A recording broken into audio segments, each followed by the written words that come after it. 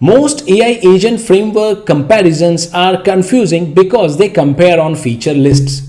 However, most framework supports all the functionality that is needed in order to build an AI agent. So in this video, I'll be comparing most famous frameworks LangGraph, OpenAI Agents SDK and Google ADK in more practical way. I'll build a same task manager AI agent with all three. Same tool, same task storage and same user problem. The only thing that changes is the framework itself. So let's build the same AI agent 3 times and see what actually makes sense. We are building a personal task manager AI agent. This AI agent will have access to these tools like add, list, complete and reopen task. And these tools will interact with task.json file. This JSON file resembles database. So I just saved myself from writing a couple of lines of more code. And this AI agent will have a conversation history so that it can remember the previous user query. And I will be building the same AI agent using LangGraph, OpenAI Agents SDK and Google ADK. Let's very quickly understand the setup of the project that I have for this comparison. So I have a shared folder which contains 2 files, task store and task tools.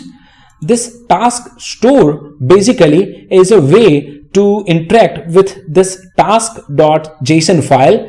So basically I can add task, list tasks, mark a task as done and update a task, and in case needed I can clear all the tasks.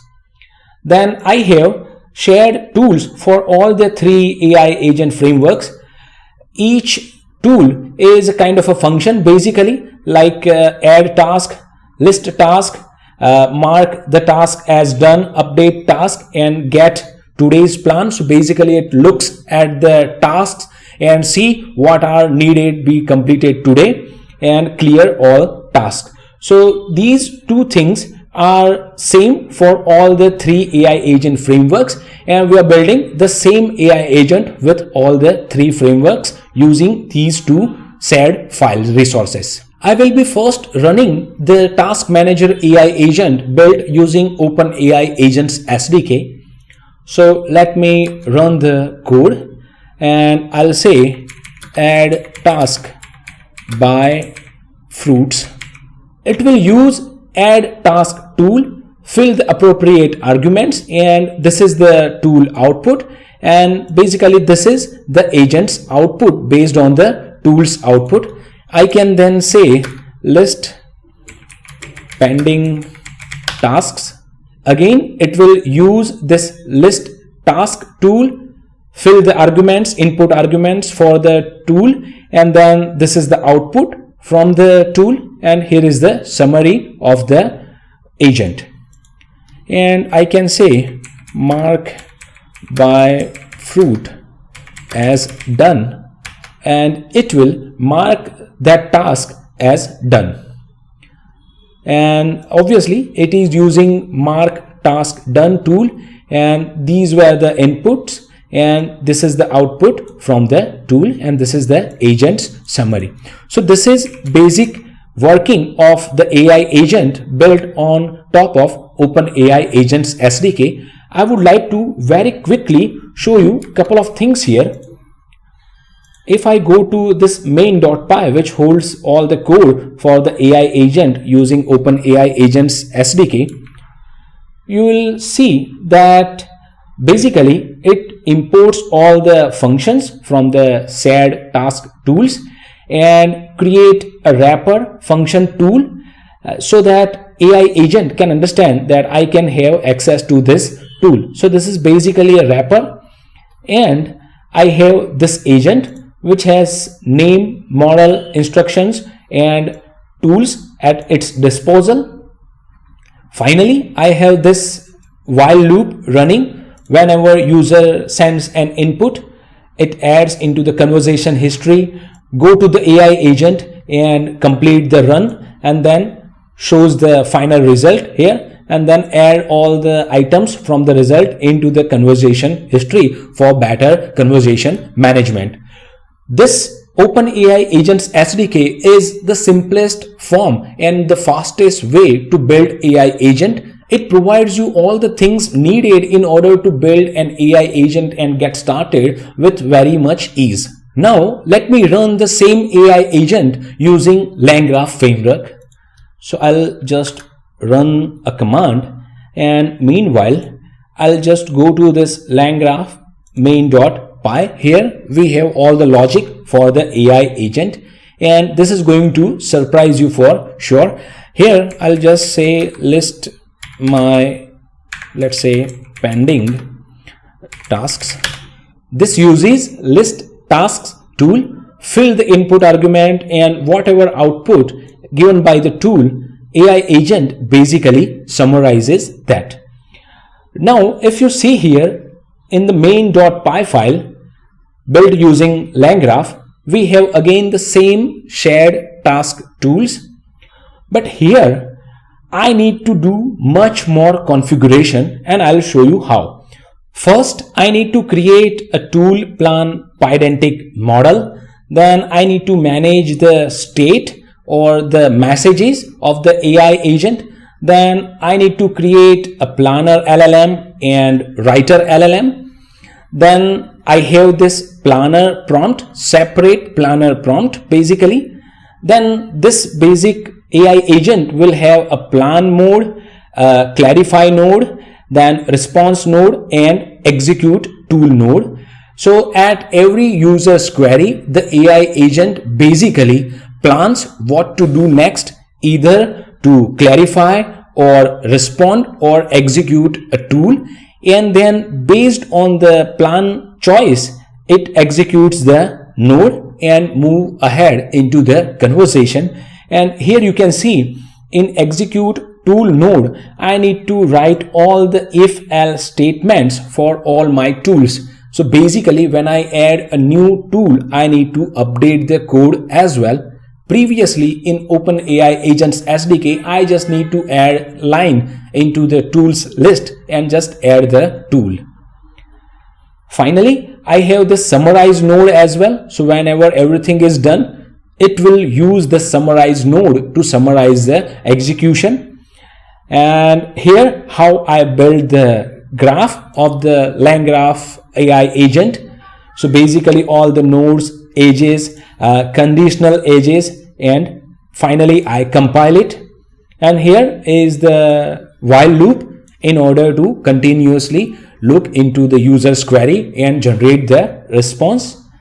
Before I move forward, I would like to show you a graph PNG as well.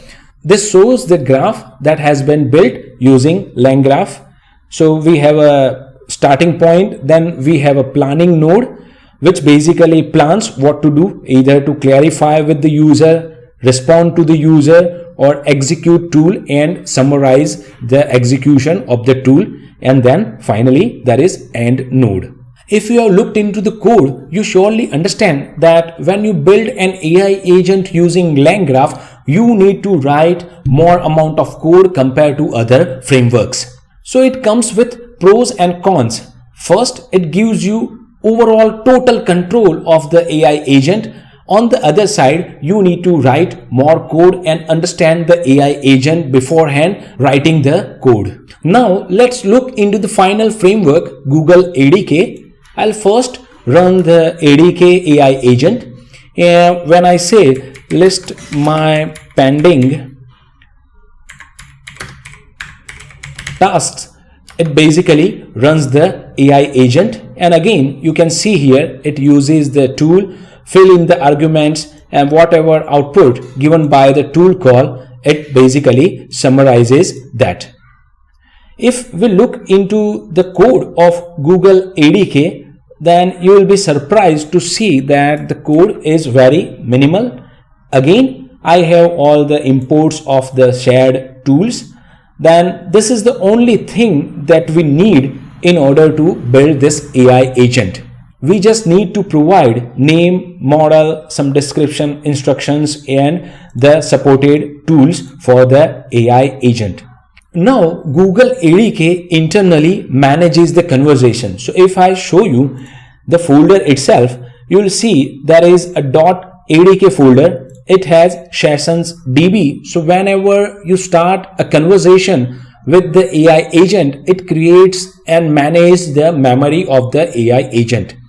So overall, it basically don't let you have access to all the components of the AI agent, but overall manages the components by itself.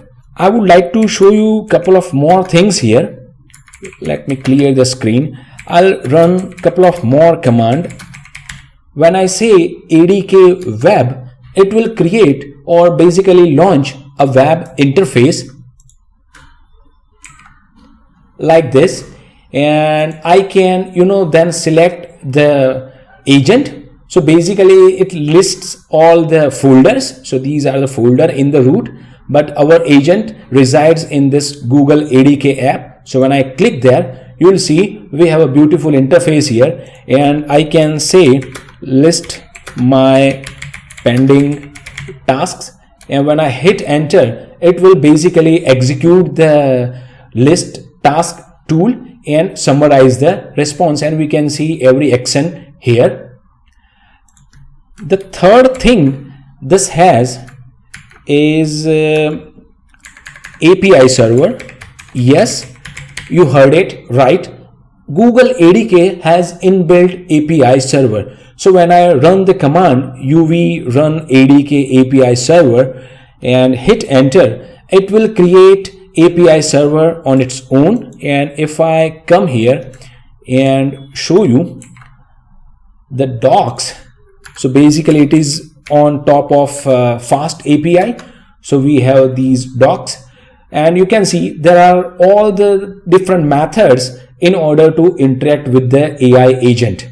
For example, let me list apps, and if I try this and execute this, you will see it will list all the folders. Google ADK has inbuilt web interface, API server, and CLI inbuilt.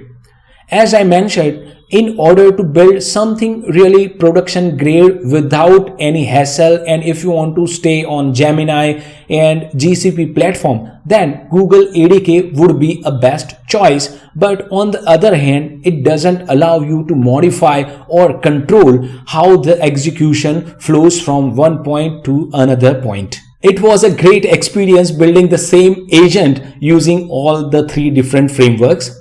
However, I would like to conclude myself here. If you want to build something really fast, you should go with OpenAI Agents SDK because it's bare minimum, and also it gives you control over certain components. If you want to build something serious and want control over all the execution step of the AI agent, then you should be looking at LangGraph, because it's bare minimum. You need to write all the codes for all the things you want to execute with the AI agent. On the other hand, if you want something really production grade without the hassle of writing the code, then you should be choosing Google ADK. Also, if you want to stay on GCP and Gemini platform, then Google ADK is the best choice. So that is the real difference between all three frameworks. However, in my opinion, the real difference is the framework itself, which allows you to build the AI agent on their own way. I will advise you not to choose the framework first. First, understand the requirements of the AI agent and then decide the framework that you need to go with. And I think that is the practical way to choose the framework. I hope this video is helpful to you. In case you want to get the code that I have run during the video, it is available on my GitHub and the link of it is in the description of the video. Finally, this is it from my side for this part of the video. I highly appreciate you watching till the end. Enjoy the life, feel the music. Peace.